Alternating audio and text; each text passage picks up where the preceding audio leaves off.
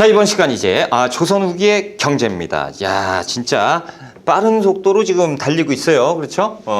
조선 후기 경제. 자, 페이지는 226쪽인데요. 우리가 경제편은 엄청나게 할 얘기가 많습니다. 자, 1번 수치체제 개편인데요. 자, 수치체제라고 하면 세금을 걷는 방법이죠. 엄청나게 중요해요. 자, 한번 봅시다. 농촌사회 동요. 동그라미 1번. 양난 이후 농촌사회 양난으로 그냥 완전 농민사회는 피폐. 아주 그냥 무너져 버렸고, 정부의 무능. 동그라미 2번. 민생 문제에 무관심이요. 자신들은 당파. 그렇죠? 이렇게 해가지고 걔들끼리 지들 이속만 챙기고, 백성들의 그 민생에 대해는 전혀 나몰라라. 그러니까 이제 힘들죠. 농민들은 못 살겠다 그러고. 자, 양과로 2번의 정부의 대책. 그래도 뭐 농민봉기 이런 것들이 많으니까 그러면 그래 좋아. 우리가 한번 그 개편을 한번 해볼게 라고 하면서 수치제도를 개편을 합니다. 이것이 그 영정법. 그리고 대동법, 균역법을 공부를 할 건데요. 첫 번째로 이제 전세에 대해서 공부를 한번 해보자라는 건데, 전세는 이제 영정법을 시행하게 되는 것입니다. 자, 전세는 뭡니까? 땅에 내는 세금이죠. 예전에 이제 과전법으로 시행을 하다가 세종 때 전분 6등법을 시행하고 그리고 연분 9등법을 시행했습니다. 기억나시죠? 그래서 그 전분 6등법과 연분 9등법에 보면 토지 1결당 땅 1결의 세금이 풍년이냐 흉년이냐 기준을 잡아서 최하 4두에서 최고 20두까지 이렇게 납부를 하게 됐죠. 그러니까 이제 백성들은 좋다 좋아 들내고 흉년이니까 많이 내고 얼마나 좋냐라고 맨 처음엔 시행이 잘 됐는데 점차 가면서 관리들이 농간을 부려요. 흉년이에요. 풍년이구나. 풍년이라고 적어버리고. 그래서 사람들한테 엄청나게 많이 걷어버린단 말이죠. 그러니까 백성들이 이런 제도가 있는데도 백성들이 막 향촌 이탈하고 난리가 나는 거야. 그러니까 왜 그러냐 봤더니 관리들이 농간을 부려요. 이거 도대체가 안 되겠다라고 해서 인조는 영정법을 시행합니다. 자, 이제부터 영정법을 시행한다. 영정법. 이것은 무엇이냐? 전세에 대해서 앞으로 이 방법 안 쓴다라는 거죠. 안 쓰고, 자, 니들이 그렇게 하면 이제 고정시켜 버릴 거야. 어떻게? 자, 예전에 4두가 최하로 냈던 거 아니냐? 그럼 이제부터 토지 1결당 미국 4두만 납부해라. 라는 엄청난 결정이죠.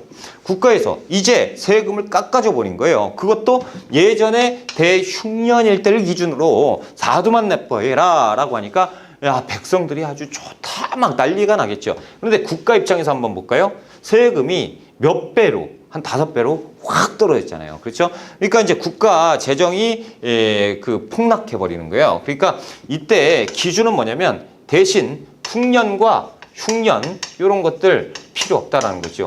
그러니까 풍년, 흉년 기준 아니고 그냥 매년 4두만 내라라는 거예요. 그러니까 이제 국가의 풍년이건 흉년이건 다 필요 없이 국가 재정은 그냥 바닥을 쳐버린다라는 거죠. 이거 어쩔 거냐? 국가의 대책이 필요한 거 아니냐라고 해서 그러면 모자란 거를 더 거두면 되지 않느냐? 어떻게 거둘 거냐? 수수료를 조금 높여 그리고 운송비 조금 높이는 게 좋을 것 같아. 그렇죠? 그리고 이제 보충비 이런 것들 조금 높이자. 그럼 이거 누구한테 납부를 하겠습니까? 그렇죠? 보통 이제 땅을 가진 사람들, 지주에게 납부를 하는데 이 지주는요, 결국에는 소작인을 갖고 있잖아요. 결국에는 농민들한테 다시 납부하라고 하는 거죠. 그러니까 농민들한테 부담을 내니까 농민들이 잠깐 좋았다가 역시나 이걸 납부하니까 똑같이 내게 되는 꼴이 돼버리는 것이 전세입니다.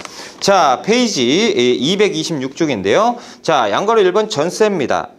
영정법. 동그라미 1번 배경. 정부는 전세를 확보하기 위해서 토지대장인 양안에서 빠진 응결은 숨겨놓은 거예요. 그러니까 저기가 분명히 김씨 집인데 장부에 보면 김씨가 없어요. 저건 무주, 그러니까 땅이 없는, 주인이 없는 땅이 돼버리는 거죠.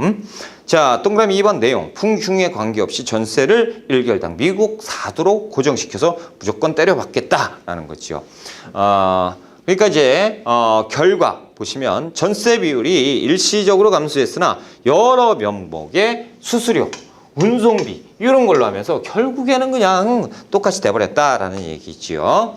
자, 이제 전세, 그래, 전세, 그리고 조세, 공납 여기잖아요. 그래서 공납에 대한 내용을 할 것인데요.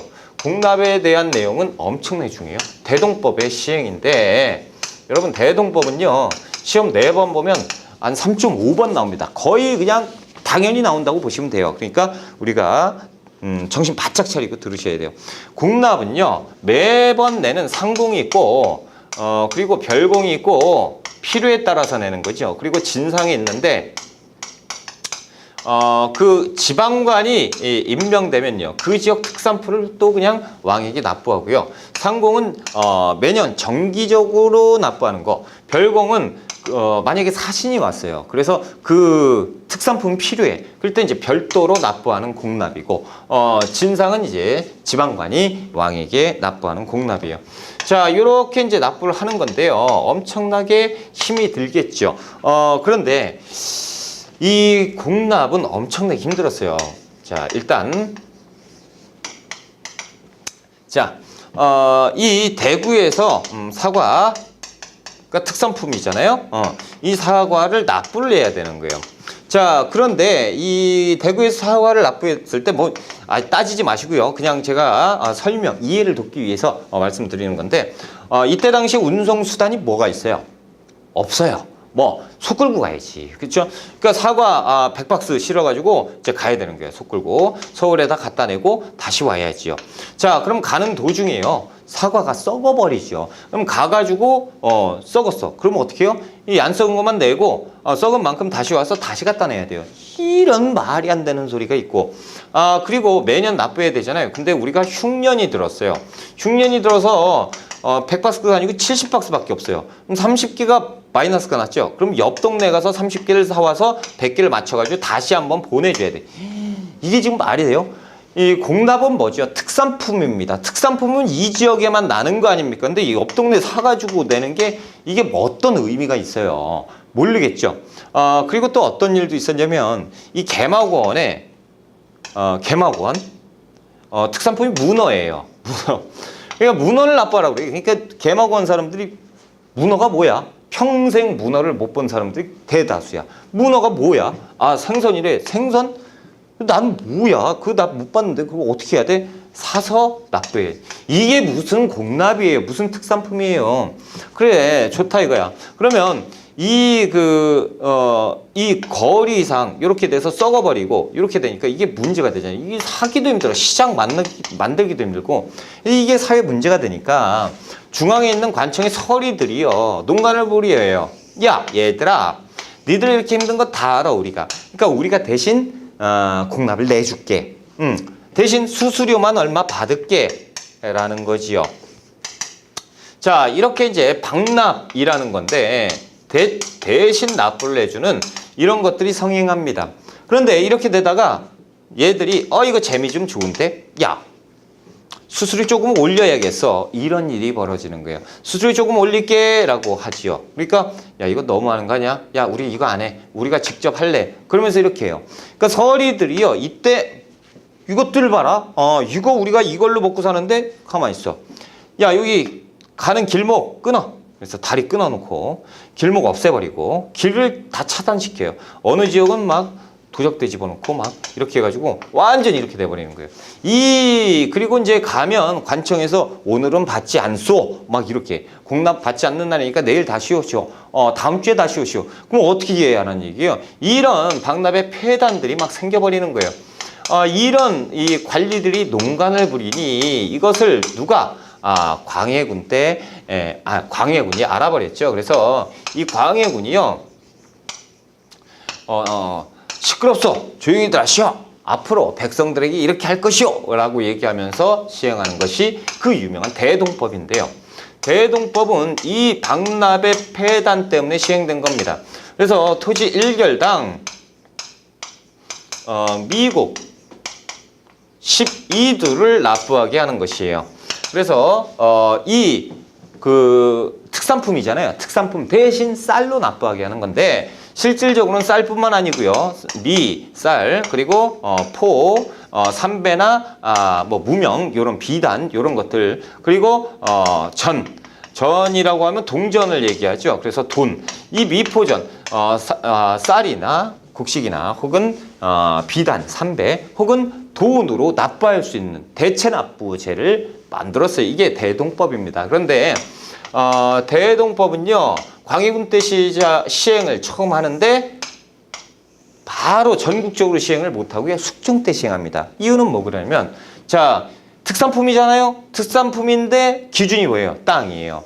그러면 땅은 누가 가졌죠? 지주들이 갖고 있어요. 양반 지주들이. 그러면 양반 지주들이 황당한 거예요. 야, 특산품하고 땅 가진 거하고 무슨 관계가 있어?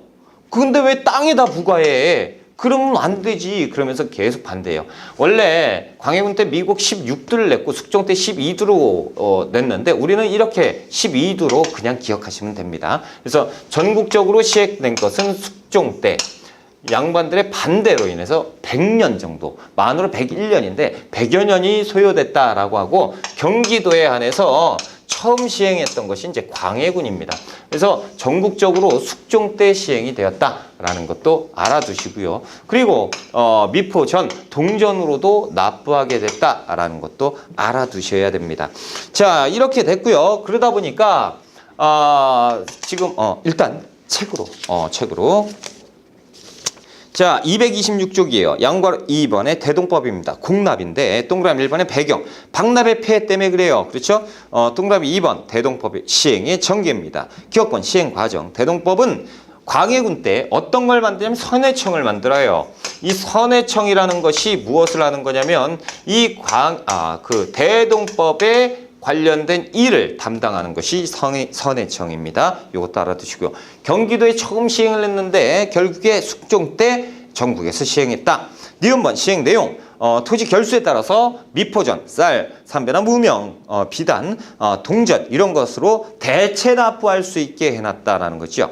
대체로 숙종 때 토지 1결당 미국 12두를 납부를 했었는데 반대를 해가지고 100년 정도 시행하는데 100년 정도 걸렸다라는 거죠. 왜? 양반 지주들이 반대했다라는 거죠. 자, 이제 페이지 넘어가서요. 227쪽인데 자, 이것을 한번 봅시다. 자, 이렇게 되니까요. 실질적으로 지금 보니까 이게 지금 어떤 문제가 있어요. 어떤 문제입니까? 실제로 특산품이 필요할 때가 있다라는 거죠. 특산품이 필요해요. 사신이 넘어왔습니다. 이 사신이 돌아간대요. 그런데 인삼이 필요해. 인삼을 이들에게 특산품으로 줘야죠. 그런데 이제 인삼이 없는 거예요. 왜? 안 받았잖아요. 지금 현물을 안 받았고 뭘로 받았어? 돈이나 쌀 이런 걸로 받았단 말이죠. 인삼이 필요해. 그래서 이 상인을 불러요. 상인들한테 야, 너가 인삼을 좀 구해와야겠어. 알겠습니다. 그래서 인삼을 구해오죠. 그래서 이 상인들한테 미리 대가를 줍니다. 그러면 이 상인들이 시장으로 가죠. 시장으로 가서 이 인삼을 구합니다. 구해서 다시 관청에다가 납부를 하죠. 자, 그러니까 이제 관에서는 이 좋구나. 그렇죠? 이걸 다 받아오니까 이렇게 되는구나. 자, 여기에서 뭐가 나옵니까? 시장. 장시가 엄청나게 번성해요. 그러니까 이 대동법 이후에 장시가 번성을 해서 시장이 엄청나게 많아지는 거죠. 이렇게 되고 또 하나 힌트가 뭐가 있어요? 대가를 줬죠. 상인이 쌀 가지고 다녔겠어요? 뭐 가지고? 돈 가지고 다니죠. 그러니까 이때 우리가 흔히 알고 있는 것처럼 전국에 우리 그 화폐가 전국적으로 유통된 건 누구 때죠? 숙종 때. 그것이 뭡니까? 상평통보죠. 여기에서 나오는 거예요. 전국적으로 숙종 때 전국적으로 시행됐죠. 대동법이. 뭐를 받게 됐어요? 돈을 받게 됐잖아요. 이것이 상평통보예요. 다시 얘기해서 숙종 때 대동법이 전국 시행되면서 상평통보도 돌기 시작하고 거기에서 대표적인 상평통보를 가지고 물건을 샀던 사람들이 있으니 이 상인이에요. 이 상인들의 이름이 뭔지 아십니까? 이들이 공인이라고 부르는 거예요. 이 공인들이 시장에 장시에 가가지고 있으니 장시를 번성을 하고 이때부터 상평통보가 전국적으로 유통이 되면서 이 세상이 돈이 통용되는 그런 세상이 되어버리는 거죠. 그렇구나. 그래서 이 공인이란 거 굉장히 중요해요. 공인의 그 등장 배경은 뭡니까? 대동법의 시행이죠. 그리고 공인이 등장하면서 조선 후기 공인이 등장하면서 장시, 시장이 번성하고 그리고 화폐가 전국적으로 유통되게 되었다라는 거죠. 그리고 단점이 또 하나 있으니 이 공인들이요. 보세요. 이제 돈을 버는 방법을 하는 거예요. 자, 봐봐. 자, 사돈의 판초까지 다 부릅니다. 자, 봐봐. 야, 얘들아. 지금 이 조금 있으면 3개월 다음 달에 사신이 들어올 거야. 그럼 그 다음 달이니까 우리가 정확히 2달 뒤에 인삼이 얼마가 필요해. 그러니까 이제 관청에서 나한테 대가를 주고 이걸 사오라고 할 거거든. 자, 니들이 전국에 있는 인삼을 털어와. 다 사놔. 그래서 매점 매석을 하는 거예요. 다 사드립니다. 싼 값에 다 사드려요. 아니나 달라 그 시기가 딱 되니까요. 인삼을 찾으러 이 공인들이 막 뛰어다니는데 인삼이 없어요. 이거 어떻게 된 거야, 이거. 그랬더니 저쪽에서 나 인삼 있는데 한 뿌리 그거 한 뿌리만 줘. 한 뿌리가 얼마야? 예전에 한 뿌리가 10만 원이었잖아. 그런데 지금 알지? 이 전국에 씨가 마른 거 알지? 그래서 100만 원은 줘야 될 것 같아. 10배. 그럼 야 이거 너무 비싼 거 아니야? 싫으면 말어. 야 네가 사. 내가 살게요. 그렇죠? 10배 장사. 이렇게 되는데 이 공인이요. 뭘로? 이렇게 독점적 도매 상인인 도고로 성장하게 됩니다. 그래서 도고로 성장하는 것도 알아두시고요. 도고. 자, 이제 227쪽인데요. 동그라미 3번에 영양. 국가에서 현물이 필요할 때 관청의 공가를 미리 받아서 필요한 물품을 사서 납부했던 누굽니까? 공인이에요. 그래서 공인 알아두셔야 되고요. 공인의 배경 뭐예요? 대동법. 대동법의 결과, 영향은 뭐예요? 공인의 등장. 이렇게 알아두셔야 되고요. 자, 상품 수요가 증가함에 따라 지방 장시가 발달했죠. 장시, 시장이 번성해요. 그리고 도고가 등장하죠. 됐습니다. 자, 이제 양괄호 3번의 균역법이에요. 균역법. 자, 이제 군역을 한번 보자라는 거죠. 군대 가는 거. 군역. 그래서 균역법이 시행되는데요. 자, 예전에 조선 전기에는 보법이라고 시행해서 정군과 보인이 있었습니다. 그렇죠? 정군과 보인. 그래서 정군과 보인이 왔다 갔다 하면서 시행됐던 거. 보법인데 이때는 주민등록증이 있습니까? 없죠. 그래서 호패를 위조해서 대립이 성행합니다. 대립제. 여러분들 대립이라는 게 뭡니까? 대신 세우는 거예요. 대신 군대 가는 겁니다. 그래서 일단 개똥이한테 돈을 얼마 주고 네가 나 대신 군대를 가는 게 어때? 라고 하니까 돈 얼마 줄게 갔다 와. 고마워 나 갔다 올게. 여러분 군대 다시 가실래요? 얼마 주면 다시 갈래요? 1억 드리면 갔다 올래요? 그 생각해봐야지요. 그렇죠. 아니 군대를 참 요즘 같으면 갈 수도 있어요. 너무 힘드니까 그렇죠. 근데 저는 1억 주면 안 갑니다. 더 줘야죠. 군대 엄청 힘든데 그렇죠. 아무튼 이렇게 대립제가 성행하고요. 결국에 이것이 걸렸어요. 그래서 중앙관청에서 알아버렸습니다. 그래서 중앙관청에서 야 그러지 말고 군적에다 올려줄게 라는 얘기를 하죠. 그래서 군적 수포제예요. 이것은 무슨 얘기냐면요. 쉽게 이런 겁니다. 1년에 군포를 납부하면 일정량 군포를 납부하면 우리가 군대를 면제시켜 줄게 이런 거예요. 그러니까 대체 복무한 것처럼 보이죠. 왜 군대를 가기가 싫어하냐? 군대가 너무 힘들거든요. 게다가 농사 짓고 그러기도 바쁜데 군대를 가야 되니까 매년 가야 되잖아. 그러니까 이런 이유가 있구나. 그러면 군대를 가야 되는 인원은 꼭 보내고 나머지는 대체 복무를 시켜줄 테니까 대신 군포를 내. 그러니까 이제 비단 같은 걸 내게 하는 거죠. 그래서 1년에 보통 평균적으로 2필을 납부하게 했습니다. 2필. 그래서 관청, 에다가 2필을 납부하면 그 복무를 한 걸로 이렇게 했어요. 그런데도 너무 부담이 되니까 이제 영조 때 가서요. 야, 시끄럽고 안 돼. 이것도 너무 많아. 이제부터 균일하게 군포를 징수받겠다라는 거예요. 왜 이렇게 되냐면 이게 평균이라고 제가 말씀드렸잖아요. 어느 지역은 3필 받고 어느 지역은 1필 받고 어느 지역은 그렇게 받아요. 막 뒤죽박죽 하니까 야, 안 돼. 이제부터 1년에 군포는 2필에서 1필만 내면 된다라는 거죠. 1필로 감해주는 것이 영조 때 균역법입니다. 그래서 군대는 이제 1년에 군포 1필만 내면 군대를 면제받을 수가 있었어요. 그런데 또 똑같죠. 이런 것처럼 이 세금이 부족해졌어요. 이 부족분은 어떻게 메꿀 것이냐. 어장세, 선박세, 염세, 뭐 이런 것들, 그리고 선무군관이라고 해서요. 부유한 평민들에게 뭐 하사, 이런 걸 주는 거예요. 그래서 일반 병이 아니고요. 그냥 간부 직함을 하나 날리는 거죠. 그래서 군포를 하나 더 받으면 대신 너는 선무군관을 줄게. 이런 거. 그래서 이렇게 이제 그 부담을 하게 됐고요. 그리고 이제 결작이라고 해서 지주에게 조금 더 부담을 내라라고 1필 더 내라라고 해서 결작 부담을 또 강요하기도 하고 뭐 이렇게 했었어요. 그래서 이렇게 했던 내용이 이제 영조의 균역법입니다. 자, 한번 볼게요. 227쪽입니다. 양거로 3번의 균역법이고요. 군역에 대한 거죠. 자, 1번 배경 양난 이후, 그러니까 양난이라고 하면 임진왜란과 호란, 불합리한 군포의 차별 징수예요. 그리고 군역이 문란하죠. 그래서 이거 설명드렸잖아요. 백골징포, 황구첨정, 그리고 인징, 족징 말도 못했어요. 그러니까 이제 동그라미 2번 내용.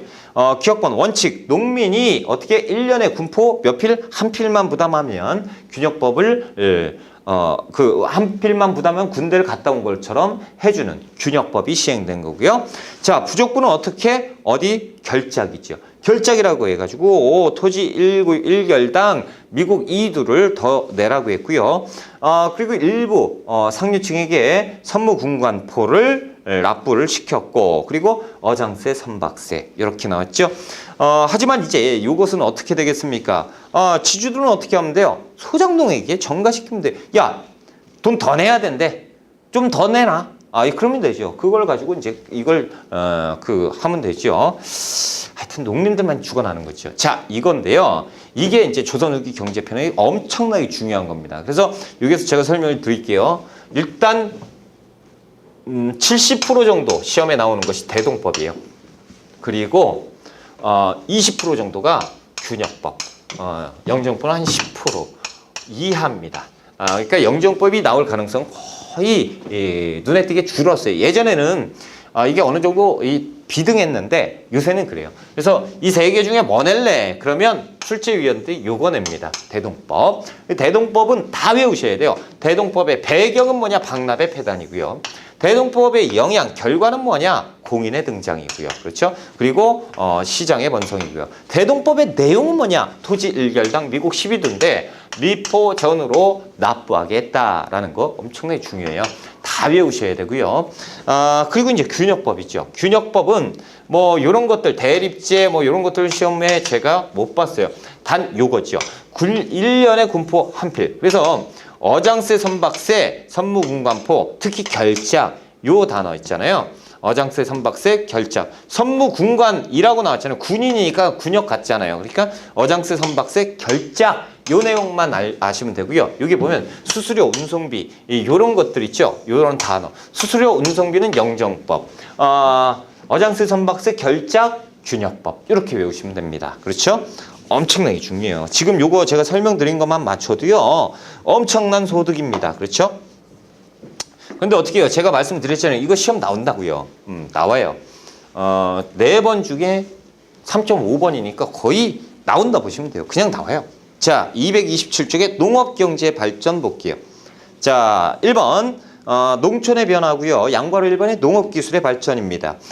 동그라미 2번 볼게요. 기술 발전, 모내기법이 확대됩니다. 조선 후기예요. 모내기, 조선 전기의 모내기가 남부 지역 일부에 시행되었다고 제가 말씀드렸잖아요. 근데 이게 전국적으로 확대가 되려고 그러는데 정부, 중앙정부에서 못하게 막아요. 야, 모내기 하지 마. 이유는 뭐냐면 모내기는 가뭄에 취약하다 이거야. 그러니까 가뭄이 오면 모내기는 그냥 다 쫄딱 농사가 망할 수가 있다는 거죠. 그래서 전국적으로 금지를 시키는 건데 그럼에도 불구하고 사람들이 막 하니까 모내기법, 그러니까 이양법처럼 생산력이 이렇게 증대되는 게 어디 있어요. 근데 정부에서 왜 막어? 그러면서 막 해버려요. 그러니까 이제 조선 후기에는 뭐 어쩔 도리가 없는 거예요. 그래서 마음대로 해라. 그러면서 전국적으로 확대되는 것이 이양법이에요. 이모작도 확대되고요. 자, 견종법 모르셔도 됩니다. 이거는 그냥 넘어가도 돼요. 밭 고랑에 씨를 뿌리는 거고 예전에는 밭 이랑 두둑에다가 씨를 뿌렸는데 우리 중급 시험은 이렇게 어렵게 안 나와요. 구황작물이 있죠. 고구마 그리고 감자가 있어요. 고구마는 일본에서 들어옵니다. 일본. 그리고 감자는 청에서 들어옵니다. 청에서. 외워야죠. 청에서 고구마가 들어왔다. 헷갈리겠죠? 고등학교 1학년은 뭡니까? 선생님들을 막 신고를 하기 때문에 전화기를 뺏어야 돼요. 근데 전화기 뺏으면 인권 침해잖아. 그러니까 그냥 인권 침해하려면 확실하게 합시다. 고1은 감청해 버립시다. 자, 고1 감청. 진짜 하자는 게 아니고, 그리고 또 고1 비하 발언이라고 해가지고 고1들이 막 저한테 그러지 마요. 자, 됐습니다. 이렇게 외우면 되고요. 한 페이지 넘어갈게요. 자, 228쪽이에요. 자, 농업기술의 변화입니다. 그래서 그 표가 있죠. 고려, 조선전기, 조선후기 외우면 좋겠죠. 그렇죠? 고려 시대에 심경법, 고려 시대 보세요. 깊이가리의 일반화죠. 뭐를 이용한? 소를 이용한 깊이가리가 일반화되었다. 기억나시죠? 2년 3작의 융작법이 처음 등장한 거는 고려 시대에. 그리고 고려 시대 12법이 실시되면서 이제 거름 주는 법이 처음 나오는 거죠. 그러다 보니까 휴경지가 점차 없어져 가고 있다, 감소하고 있다라는 표현을 쓰는 거고, 이양법도 일부 실시했었고, 그리고 원나라에서 목화를 전래했죠. 그리고 이암이 원나라의 농법술을 가지고 들어왔죠. 이름하여 농상집요였어요. 그렇죠? 자, 조선 전기 봅시다. 윤작법이 일반화되고요. 그리고 12법이 발달이 벌써 했어. 고려에서 발달하기 시작했으니까 조선으로 넘어왔을 때는 그냥 발달했겠죠. 그러다 보니까 뭐 휴경지 이런 거 없어요. 그냥 없어지는 거예요. 왜? 이제 묵히지 않아도 되죠. 비료 주면 되니까, 거름 주면. 자, 그 이모작 됐고요. 농사직설, 금양잠록, 이것이 조선 전기구나. 조선 후기에 가면 광작이 성행하지요. 넓게 짓는 땅 광작이고요. 그러면서 농민 계층이 또 분화됩니다. 그리고 그 아래 보시면 농서에서 농가집성, 색경, 산림경제, 그러니까 농가집성, 산림경제, 임원경제지 이런 것들이 나오면 조선 후기로 보시면 돼요. 자, 광작이 성행하는데 광작이라는 것은 1인당 경지 면적 증가지요. 자, 조선 후기에 이모작, 이양법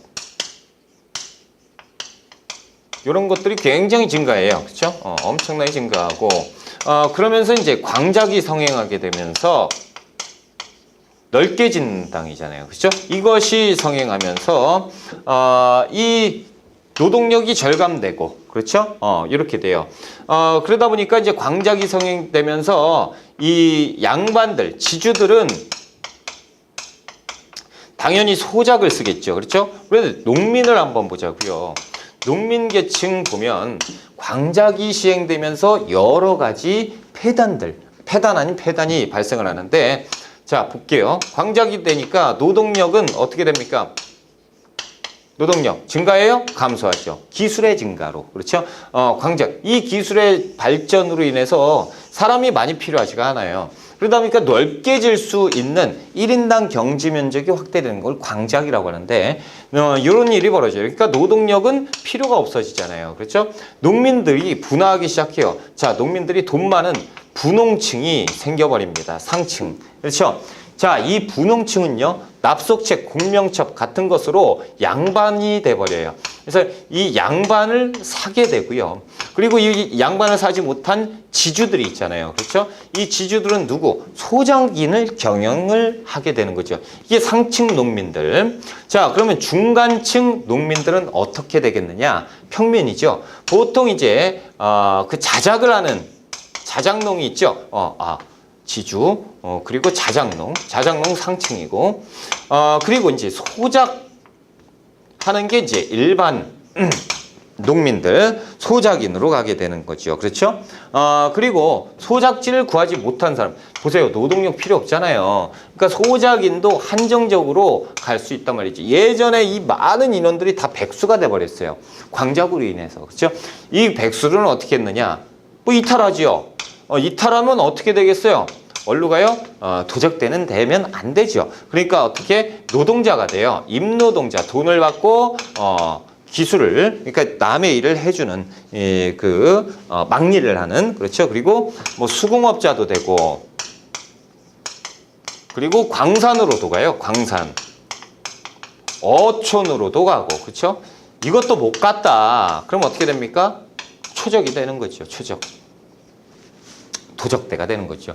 이렇게 막 분화가 돼요. 그래서 분홍층인데 보세요. 농민이잖아요. 분홍도 농민이에요. 그런데 농민이죠? 그런데 한 끗 차이잖아요. 뭐가 돼요? 양반이 됩니다. 지주 양반이에요. 자, 양반이죠? 그런데 농민이 돈 많다고 해서 양반이 돼버렸으니까 동격이 돼버려요.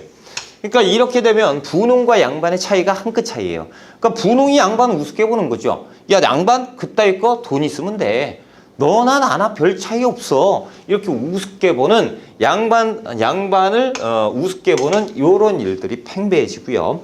농민은 농민인 대로 자기들끼리 이상해집니다. 자, 지주가 있죠. 돈 많은 사람들. 지주인데 소작인을 부려요. 근데 분명히 지주나 소작인이나 똑같이 농민이에요.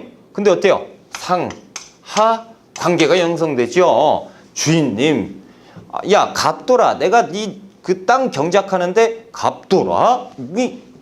지주고 소작인이죠. 그러니까 이제 상하 관계가 돼버리고 같은 농민인데 같은 농민이 아닌 거야. 이상해져 버리죠. 이 보세요. 막 엉망진창이 되는 것이 조선 후기입니다. 자, 이것이 광작 때문이에요. 자, 네 번째 또 무엇이 있냐면 상품작물입니다. 말 그대로 뭐냐면 상품, 팔기 위한 작물을 재배하게 돼요. 이것이 상품작물인데 보통 이제 밭농사 중심이에요. 밭농사. 그래서 어떤 건지 한번 보자.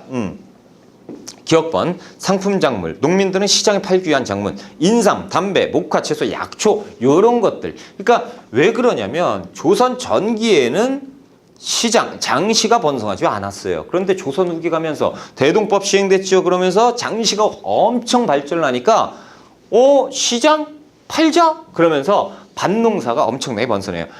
인삼, 담배, 목화, 채소 이런 것들. 자, 그런데 예외적으로 논농사도 쌀을 누군가가 한번 팔아봤어요. 그런데 이게 이윤이 극대화, 엄청 많이 남아요. 그러면서 사람들이 이게 소식이 들리니까 밭을 가진 사람들이 논으로 변경해서 쌀을 경작해서, 예전에 쌀은 자작이잖아요. 내가 자급자족하려고 했던 건데 쌀을 가지고 내다 팔아버렸다라는 거죠. 이런 일도 많았다. 양과로 이번에 농민이 몰락하고요. 소작권의 변화인데 타조법과 도조법 있는데 뭐 모르셔도 돼요. 이것은. 그런데 이제 설명은 드릴게요. 자, 여러분 이제 소작료가 얼마입니까? 소작료가 보통 2분의 1, 50%를 낸단 말이죠. 소작료. 50%가 이 비율이잖아요. 그렇죠? 그래서 정율로 냈다. 그래서 비율로 냈다. 무엇을? 땅에 대한 대가를 이름하여 정률지대라고 하는데 이게 타조법입니다. 조선 전기에 대부분 소작인들이 2분의 1을 냈어요. 그러다 보니까 A라는 지주가 B라는 농민을 경영할 때, 자, 네가 내 땅 농사 져 라고 얘기를 하죠. 그럼 예, 알겠습니다. 그리고 열심히 농사를 져야 되는데 놀아요. 그러면 A가 열받죠. 야, 왜 일 안 해?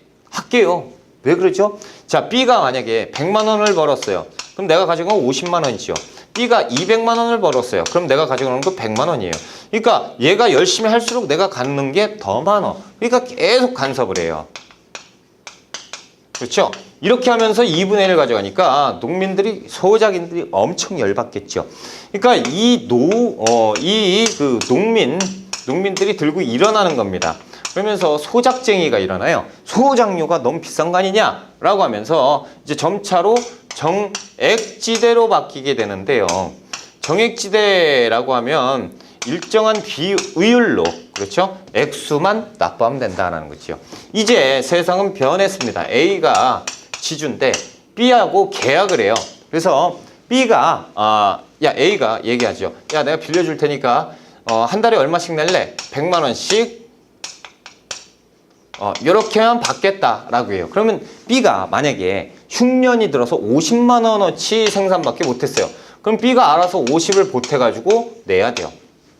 B가 안 좋네요. 그렇죠? 안 좋을 수 있죠. 그런데 B가 100을 벌었어요. 그럼 100만 원 받으면 돼요. 근데 300을 벌었어요. 그러면 100 주고 나면 200 남죠. 뭐가 좋아요? 이게 좋아요. 그러니까 열심히 하면 됩니다. 그런데 A는 열심히 하든 덜 하든 얼마 받아요? 100 받죠. 그러니까 간섭이 없어져요. 그렇죠? 그러니까 누가 더 좋은 거예요? 소작료, 그 소작인이 훨씬 더 좋은 거고, 요거는 지주가 좋은 거죠. 그럼 가면 갈수록 농민 항쟁이 있으면서 정액지대로 바뀌니 이것이 도조법인데, 말 그대로 이 소작료는 엄청 안 좋죠. 우리가 농민 입장이 돼야죠. 지주 입장이에요? 농민 입장이죠? 그러면 이 소작료는 어떻게 해요? 타도하면 되죠. 이렇게 가는 거니까 별로 의미는 없다라는 거죠. 자, 229쪽으로 갈게요. 229쪽에 보시면 조선 후기 경제 발전 해가지고 엄청나게 또 중요한 내용이 나옵니다. 221쪽. 자,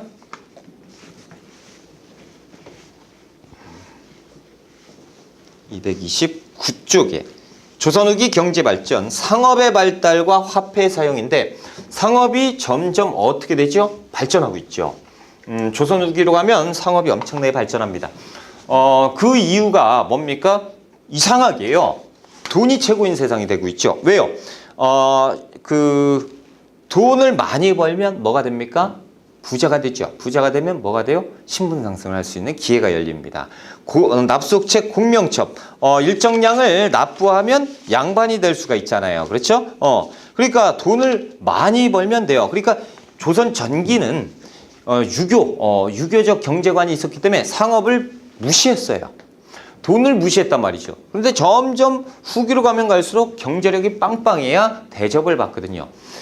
경제력 빵빵한 사람들이 돈 주고 양반을 사서 합법적으로 양반이 돼버리거든요. 그러니까 이제 양반들도 야, 이게 아닌가 보다. 양반들보다 더 돈이 많은 재력가들이 출연하죠. 평민인데. 그러니까 양반을 무시하죠. 뭐야 저게 양반이야. 어따 대고 너는 평민이고 나는 양반인데 어따 대고 인사도 안 하고. 참 기분 더럽네. 양반이 일로 와봐. 따기를 한 대 때렸단 말이죠. 이게 어디에서 따지기 맞았어. 야, 조금만 기다리시오. 딱 가가지고 양반 사오죠. 그런 다음에 일로 와. 그렇죠? 그러니까 이제는 돈이 최고인 세상이 되어버리는 것이 조선 후기죠. 그러면서 자연스럽게 상업이 발전하게 되고 대동법까지 시행하니까 시장이 계속 번성하게 되는 거죠. 자, 229쪽입니다. 조선 후기의 경제발전. 1번 상업의 발달과 화폐 사용. 양과로 1번 시장의 번성인데 보세요. 장시가 발달하는, 제가 예쁘게 그려놨죠. 농업 발달, 수공업 발달, 인구가 도시로 이동하고, 그렇죠? 부세, 조세, 세금이 급납화됐죠. 돈을 쓰게 되잖아요. 그러면서 이제 사상, 관상이 아니고 사상이 발전을 하게 되면서, 그렇잖아요. 민간에서 돈이 계속 돌아야 발전하잖아요. 훨씬 더. 국가에서 발전하는 건 한계가 있잖아요. 지금도 마찬가지 아닙니까? 그렇죠? 그리고 공인이 등장하고 도구가 발달하죠. 그래서 전국의 장시가 1000여 개가 개설이 되게 되는 거죠. 사상의 증가. 그래서 장씨가 18세기 이후에 이연, 칠패, 송파 이렇게 해서 막 이렇게 번성을 하는데 신의 통공 보세요. 종로거리에 시전상이 이렇게 있었습니다. 그렇죠? 그런데 시간이 가면 갈수록 돈 없는 사람들이 일반 평민들이 장사를 할 거 아닙니까? 근데 어떻게 얘들은 돈이 있는 애들이고 관청에다가 하는 시전상인. 그러니까 세금 낼 돈이 있으면 세금 낼 돈도 없는 사람들이 대다수인데 얘들은 그래도 살만한 애들이죠. 세금 내지 못하는데 먹고는 살아야겠고 농촌에선 밀렸고 그래서 이 앞에다가 그냥 판 깔고 그 장사를 하는 난전이라고 하는데 이렇게 난립해가지고 그냥 막 장사하는 사람들이 생겨요. 자판 깔고 불법 영업이지. 그러니까 이렇게 되니까 시전상인들이 화가 나죠. 얘들은 세금도 안 내요. 이름하여 난전이에요. 얘들은 뭐예요? 관상이죠. 관에서 허가받은 사람들이에요. 얘들은 사상이죠. 관에서 허가도 안 받은 애들이 그냥 불법으로 영업하는 거야. 사상이라고도 하기 때문에 애매한데 아무튼 시전상인들이 관청에 가가지고 맨날 뭐라 합니다. 야, 얘들 지금 이렇게 장사하는데 우리도 세금 안 내도 돼? 얘들 관리 안 할 거야? 얘들 쫓아내야 할 거 아니야? 그럼 알겠습니다. 그리고 호루라기 들고 삑 하면서 가죠. 그러면 이 소식을 알고 야 빨리 도망가자 그러면서 막 도망가요. 그러니까 못 잡아. 못 잡았네. 그런 다음에 가요. 그리고 이제 공무원이니까 일할 거 아닙니까? 그럼 또 싹 와서 여기에서 뭐 사시오 막 그러죠. 시전상인 야 너네 지금 뭐 하는 거야? 왜 이러는 거야? 우리 세금 진짜 안 낸다. 관청에서 얘기하죠. 야 우리 너무 바빠.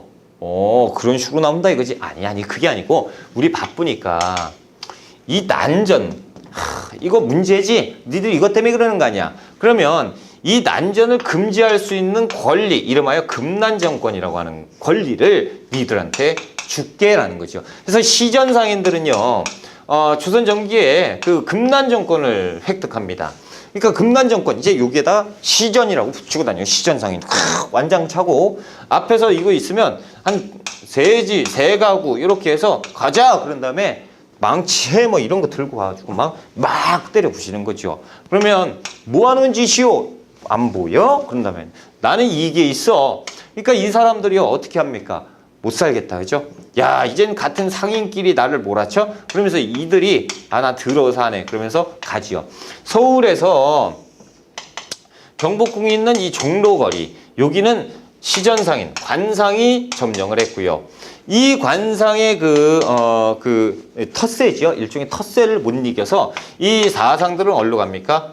변두리로 이동하는 거예요. 그래서 이렇게 이연, 칠패 이런 데가 사상이 번성하게 되는 겁니다. 그래서 중간엔 관상, 사상. 그런데요. 관상과 사상 중에 누가 훨씬 많을까요? 조선 후기로 가면 갈수록 당연히 사상이 수적으로 말이 안 되게 많겠죠.